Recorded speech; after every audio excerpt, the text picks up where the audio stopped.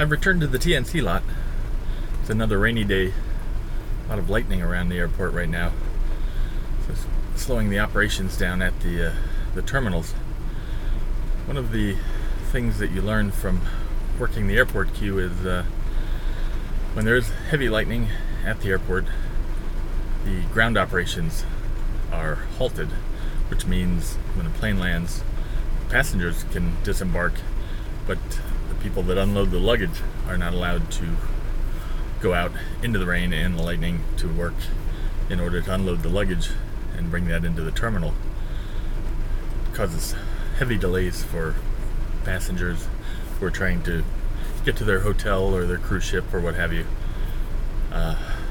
between the time they land and where they need to be at their destination.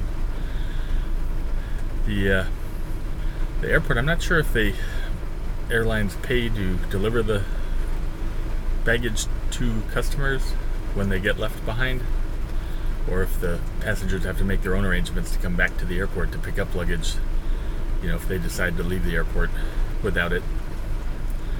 That's just one of the few things you notice from driving the airport queue. I meet a lot of customers, and I've had several of them had to return later to pick up luggage. I've even arranged to pick up luggage for them on a couple of occasions. They've asked me to go by and pick up a suitcase or two for them and bring it back to their hotel. So it's not a big deal. They'll throw me a tip and I'll swing by the airport and grab it for them, bring it back to them. A lot of things could go wrong with an airport pickup. That's just one of many. Another common mistake at the airport is people use the GPS feature rather than typing in their pickup location. And if the GPS fix is poor, it'll tend to drop their pickup location to someplace outside of the airport.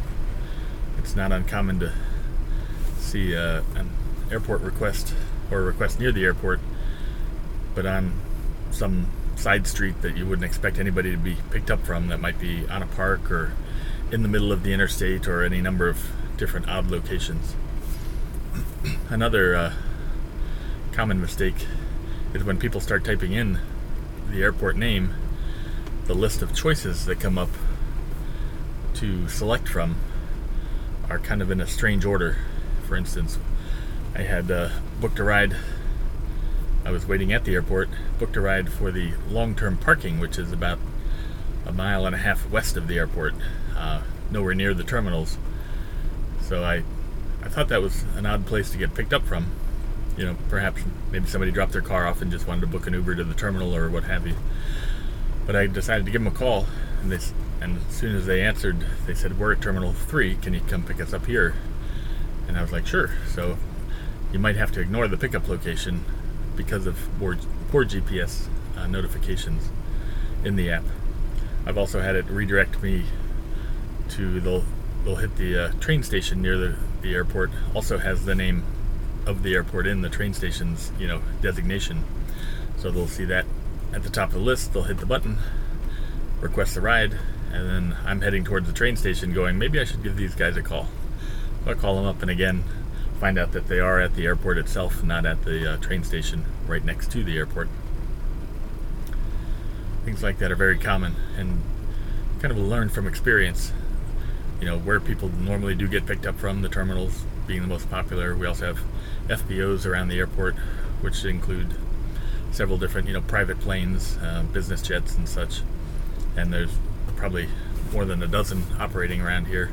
And of course FedEx has an office here, and the military does some operations out of the airport from time to time. I'll pick up a Navy pilot that's just heading home or taking a break from work, what have you, has a few days off.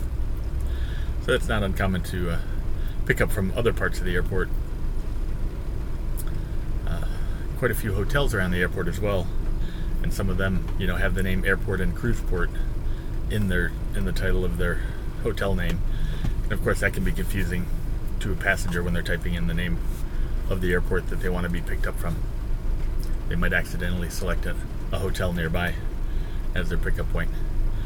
I like to call all of my passengers at the airport. I know a lot of drivers don't do that. But I found it much easier to pick up passengers once I've spoken to them and familiarized them with our airport. Our pickup locations, we only have 2 designated areas for rideshare. We used to have 3, but they cut it down to 2. And I tell them where those 2 locations are and how they can get there from the airline that they've arrived, which terminal they've arrived in. Tell them which direction to walk, and also give them an estimate of how long it'll take me to get there. I also like to ask how many passengers they have. Being an Uber XL, I can carry up to 6 passengers and luggage. But if they only have 5 passengers, I leave my seats arranged a certain way. In the back row, I only fold up 1 seat and leave the other seat folded flat for luggage. So I know ahead of time, even before I get there, what size of group that I'm going to meet. So I look for a group of 5, for instance, standing on the curb. And I'll also know how I'm going to fold my seats if I need to make any changes or not. I know that well ahead of time, so I can hop out, fold a seat flat, start loading luggage, and be on my way quickly. It's when you show up and you haven't spoken to the passenger, there might be one person waiting for you carrying a backpack, and that's not likely the person you're going to look for first. As an XL driver, you might be looking for a group, a family, 4, 5, 6 people. Very common, but it's not uncommon to have a single passenger as well. I remember one day in particular, I'd heard of a YouTube video about picking up single passengers as an XL driver, and I'd experienced it myself. But shortly after, like a day or 2 after I watched the video, I had a day where I picked up 7 groups, and there was a total of 8 people in those 7 groups. So one of the groups had a couple, and everybody else was a single rider, and that was an entire day of work. And it was kind of odd.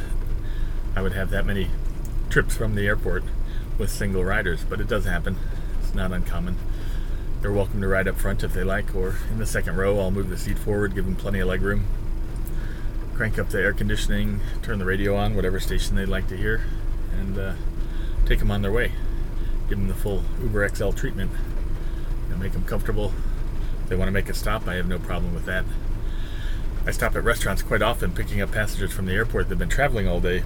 Sometimes a family will have had very little to eat, maybe a snack in the airport 5 hours earlier, and now it's 2 a.m. and their flight was delayed and everybody's hungry, and so I'll definitely offer to drive through a restaurant or even wait outside of a restaurant if they need be. I can sit outside Denny's for half an hour or 45 minutes while they have a bite to eat. Got no problem with that. As a XL driver, we get paid pretty well by the hour, and if it helps the passenger out, I'm all for it. I think I bill at a rate of about $14.40 per hour while I'm waiting, and I don't mind earning that, in the middle of the night to help somebody out get a bite to eat on their way to their hotel or back to their house. That's very common for me working here at the airport. We've got some pretty good lightning coming around here, so I'm thinking the ground operations are probably slowed, maybe even halted at the moment.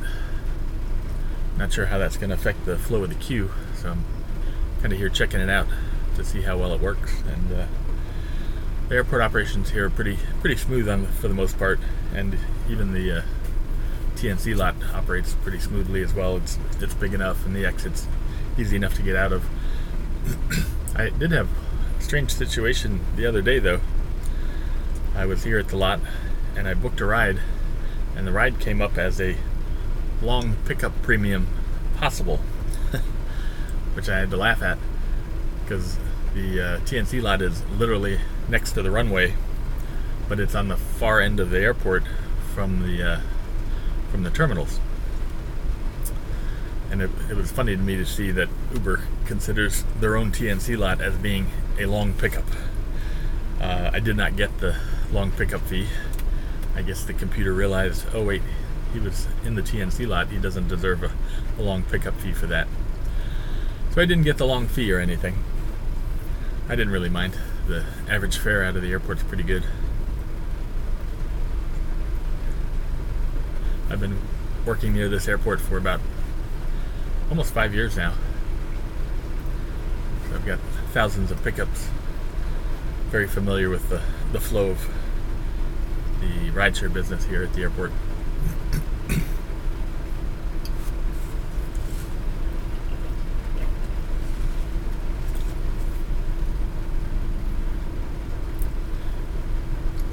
Well, I think I'm going to end this video here, and wish you luck at the TNC lot if you're working, watching the video.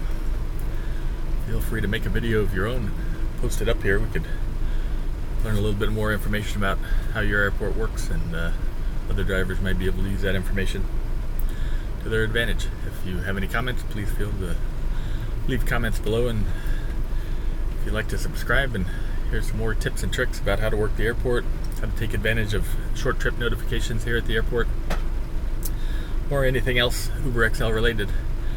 Hit the subscribe button and the notification bell, and you'll be notified when I post in additional new videos. Thanks for watching.